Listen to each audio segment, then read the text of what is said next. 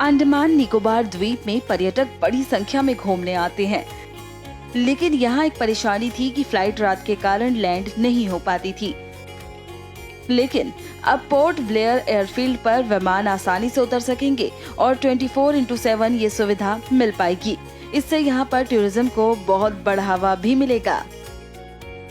हमारा अंडमान निकोबार द्वीप समूह तकरीबन 1200 किलोमीटर मेनलैंड इंडिया से है और यहाँ पर 4 एयरफील्ड हैं। पोर्ट ब्लेयर है, कार निकोबार है, डिगलीपुर है और कैम्पबेल बे है।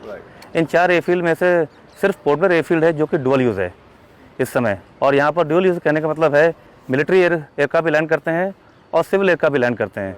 अभी रीजनल स्कीम उड़ान के तहत डिगलीपुर से कुछ उड़ान स्टार्ट होने वाले हैं।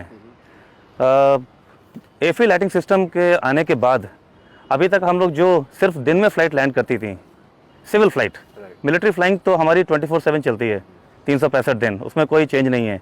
लेकिन सिविल फ़्लाइट के लिए कुछ रिक्वायरमेंट है, सेफ्टी रेगुलेशंस हैं, उनके तहत ये एयरफील्ड लाइटिंग सिस्टम एक बहुत इंपॉर्टेंट स्टेप था। इसके होने से सिविल फ़्लाइट अब यहाँ से ऑपरेट कर सकती हैं 24/7। तो हो सकता है कि अभी और प्राइवेट फ्लाइट्स का भी यहाँ पे आना जाना करेक्ट। ज़्यादा हो जाएगा। सो जैसा कि आप जानते हैं कि हमारा टूरिस्ट सीज़न अभी शुरू होने वाला है कुछ समय में। टूरिस्ट सीज़न के टाइम पे तकरीबन 30 से 35 फ़्लाइट यहाँ आती हैं।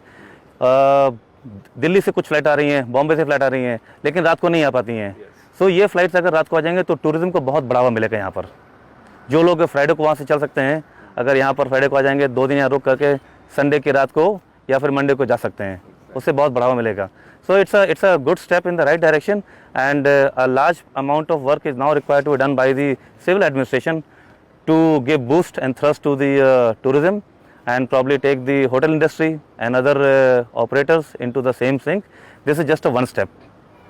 सर लास्ट 1 वीक पहले इंडिगो का थ्रू लैंडिंग सिस्टम ट्रायल किया गया करके वो लोग कंफर्म कर दिए थे कि फुल सेटअप हो गया करके, बट आज हम लोग को मालूम हुआ कि अभी फुल सेटअप इक्विपमेंट सब लगाया करके। करेक्ट। कितना सही है सर? सो जो अभी 18 अप्रैल को एक इंडिगो फ्लाइट आई थी, क्या नाम था उसका?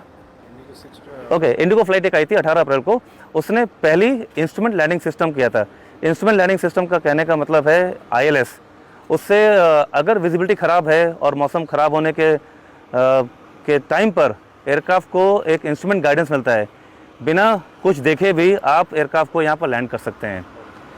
कुछ इंस्ट्रूमेंट लैंडिंग सिस्टम ऐसे होते हैं जब विजिबिलिटी अगर ज़ीरो है, आपको कुछ भी नहीं दिख रहा है, यहाँ पर खड़े मुझे आदमी ये नहीं दिख रहा है और क्लाउड बेस बिल्कुल ज़मीन तक है, तो भी एयरक्राफ्ट लैंड करते हैं।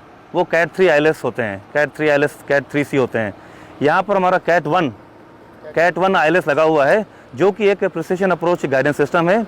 उसके साथ साथ एयरफील्ड लाइटिंग सिस्टम को कंबाइन करने के साथ साथ आज जो हमने कमीशन किया है, this airfield now becomes a precision approach runway.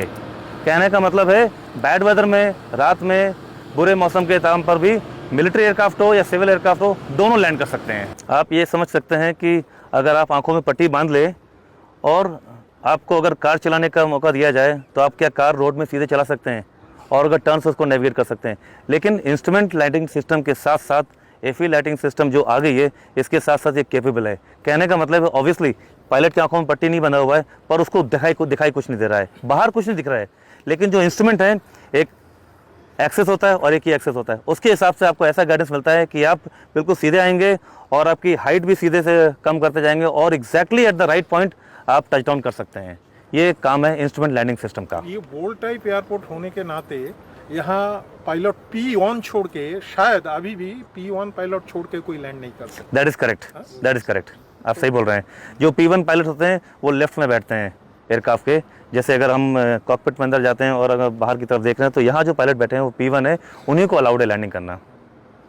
और हम लोग सिंस मिलिट्री में है, हम लोग प्रोग्रेस करते रहते हैं कि P1 और P2 दोनों को हम ट्रेनिंग करते रहते हैं, because there is a requirement of the military necessity. कुल मिलाकर इसके रणनीतिक महत्व के अलावा ये विकास क्षेत्रीय कनेक्टिविटी में सुधार और उड़ान योजना को मजबूत करेगा। इसके साथ ही पर्यटकों को उत्तरी अंडमान और निकोबार द्वीप समूह में विदेशी स्थानों की यात्रा और अन्वेषण करने में सक्षम बनाने के लिए भी ये एक महत्वपूर्ण कदम है।